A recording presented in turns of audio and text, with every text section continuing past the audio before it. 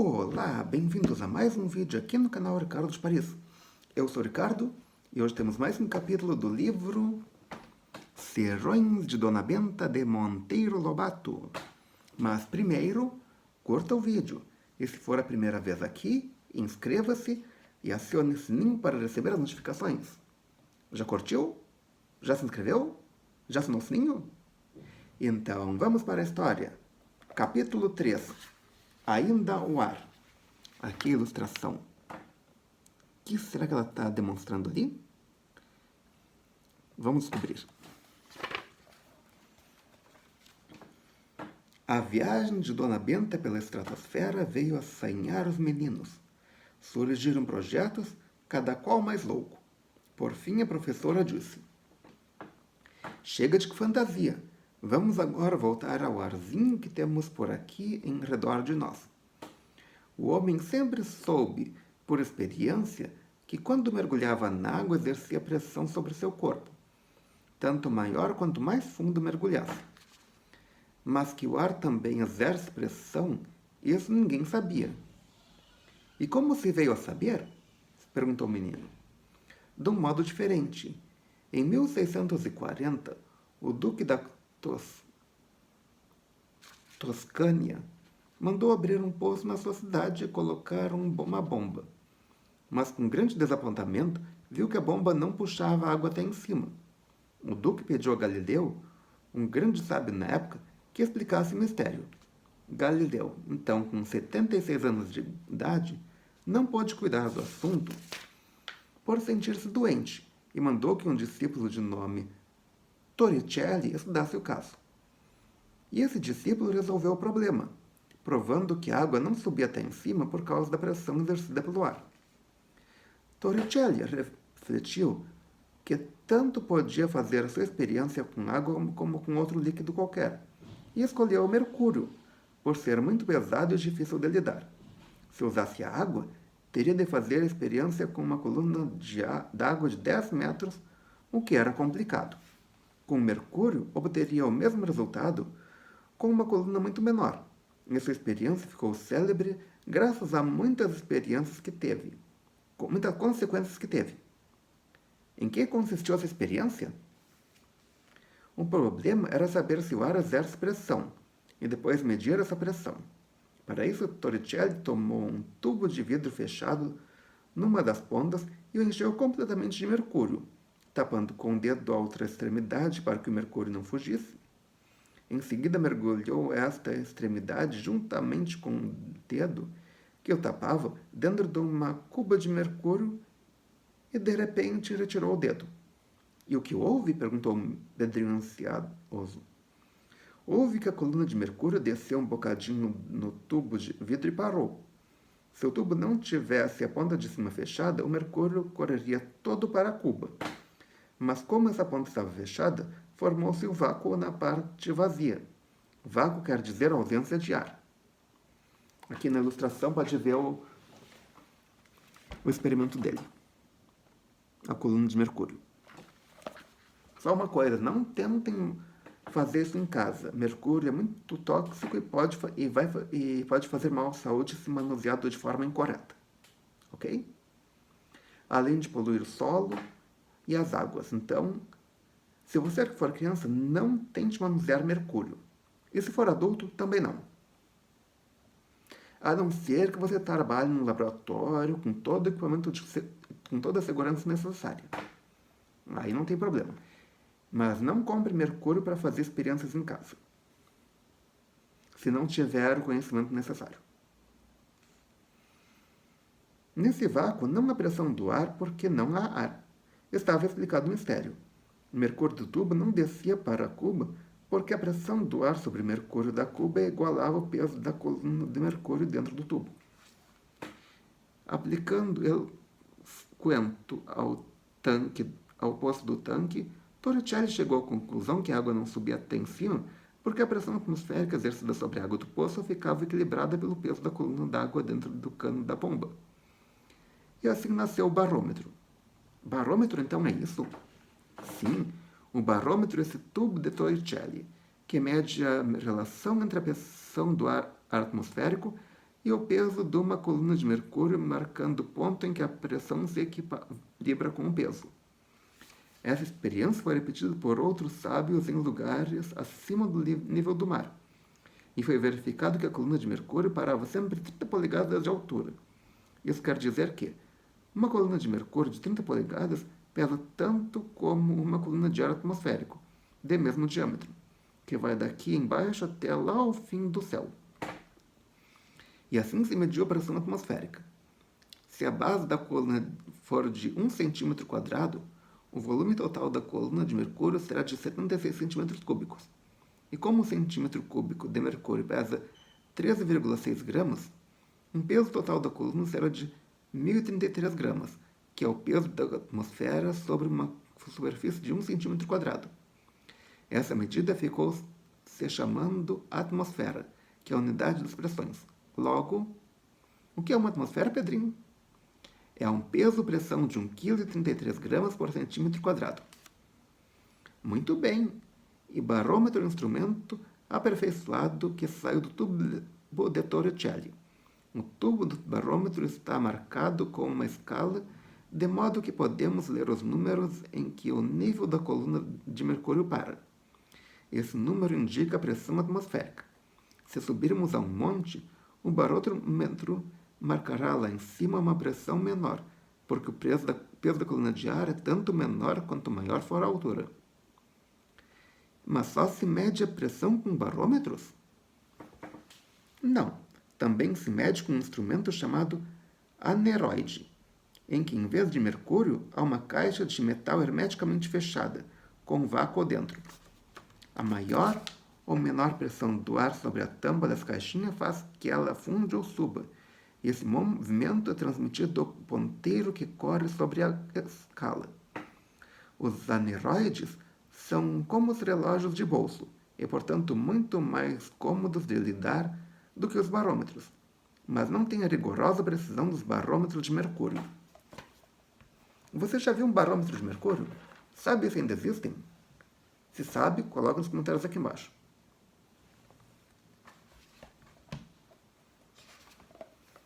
Também disse Narizinho, já sei que o ar tem peso. E que mais tem? De que é formado? Hoje sabemos tudo sobre o ar. É uma mistura de gases composta principalmente de azoto, 78%, oxigênio, 21% e argônio, 1%. E há ainda nele outros gases em quantidades mínimas, como o hélio, o neônio, o criptônio, o xenônio, e mais outros que escapam das fábricas, minas de carvão ou petróleo, etc. Também há nele vapor ou água em estado gasoso. Uma simples mistura ao nosso ar. Esses gases não estão combinados entre si, apenas misturados. O oxigênio é a parte do ar de maior importância para nós, porque dele nos utilizamos constantemente. O azoto e os outros gases não nos são úteis nem inúteis, são indiferentes. Respiramos ar para que nossos pulmões se utilizem do oxigênio. Mas como é o oxigênio? Que cor e gosto tem da guaninina? É um gás, portanto não pode ser visto nem pegado com nossas mãos. Temos de recorrer a certos meios engenhosos para aprisioná-lo em vidros e estudá-lo. E para isso, o melhor processo não é extraí-lo do ar, e sim de certas substâncias que o contêm, em composição com outras, que é daquelas pastilhas de clorato de potássio que comprei para minha dor de garganta do Visconde? Estão lá dentro, respondeu a menina. Vá buscá-las. Narizinho saiu correndo e voltou com 6 pastilhas de clorato de potássio. Você sabe o que é clorato de potássio? Para que serve? Como se utiliza? Se sabe, coloque nos comentários aqui embaixo se você sabe isso e se você já usou. Narizinho saiu correndo e voltou com 6 pastilhas de clorato de potássio.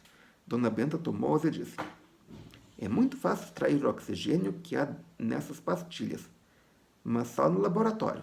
Vamos para lá. Dona Benta havia transformado o antigo quarto de hóspedes em laboratório. Tinha lá uma porção de frascos de drogas e tubos de vidro, e cubas e lamparinas de álcool, Um perfeito gabinete científico de amador. Aqui é a ilustração. Mas aí fica uma pergunta. Se não me falha a memória, o Pedrinho ficava no quarto de hóspedes quando estava na casa de Dona Benta? Aí a pergunta, se ela transformou o quarto de hóspedes num laboratório, onde é que o Pedrinho está dormindo? Se você sabe a resposta, coloque nos comentários aqui embaixo. Vamos ver quem é que dá a resposta mais criativa. E aqui é a ilustração do laboratório, improvisado no quarto de hóspedes.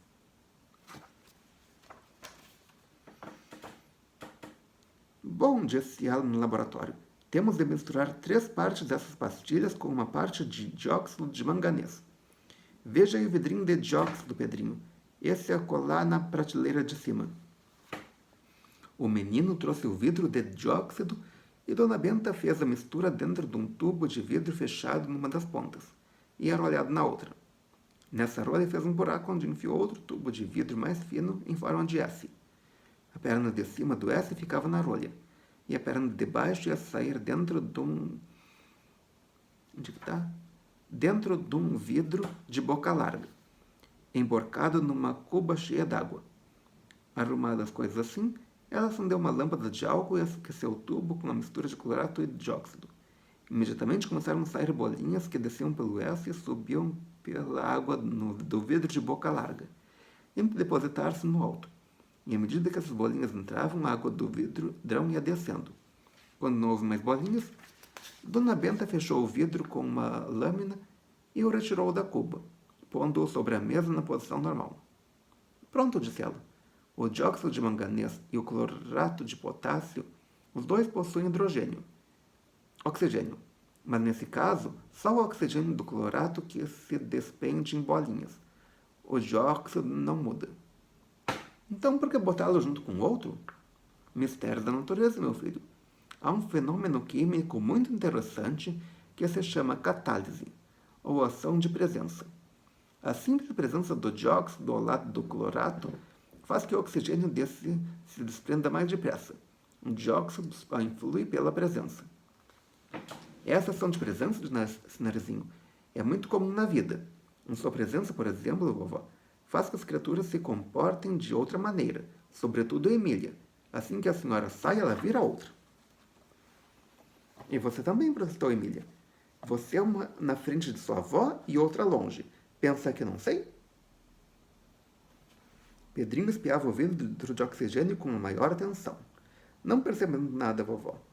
Não percebo nada, vovó, disse ele. O oxigênio é um ar à toa, sem cor nem cheiro. Como a senhora sabe que está no vidro e oxigênio não... É oxigênio, não ar? Pelas reações que vamos promover, respondeu Dona Benta. O oxigênio, por exemplo, não é combustível, mas sim alimentador do fogo. Sem ele não há fogo ou combustão. Põe dentro do vidro uma brasinha de fósforo para ver o que acontece. O menino riscou um fósforo, deixou formar-se a brasa e apagou a chama. Em seguida lançou-a dentro do vidro de oxigênio. Imediatamente a brasinha virou labareda, amarelada e grande. Experimente agora com uma ponta de arame bem aquecida. Pedrinho aqueceu a lâmpada de álcool, na lâmpada de álcool a ponta de um arame e enfiou no frasco. Surgiu a mesma chama amarelada com faiscamentos. Está provado que o ar do vidro é oxigênio, porque o ar comum não faz isso. O que houve foi que os químicos chamam oxidação. O carbono da brasinha e da ponta do arame oxidam-se pela ação do grande oxidador que é o oxigênio. Esse fenômeno da oxidação é um dos mais importantes que há na natureza, como havemos de ver. Tudo que se oxida na presença do oxigênio. Umas coisas lentamente, outras rapidamente. Um exemplo de oxidação rápida temos na explosão da pólvora. Ora essa! Então a explosão da pólvora é uma oxidação? Exclamou o menino surpreso. Sim, meu filho. O oxigênio que opera nessa oxidação está acumulado na pólvora, do mesmo modo que está acumulado no clorato de potássio.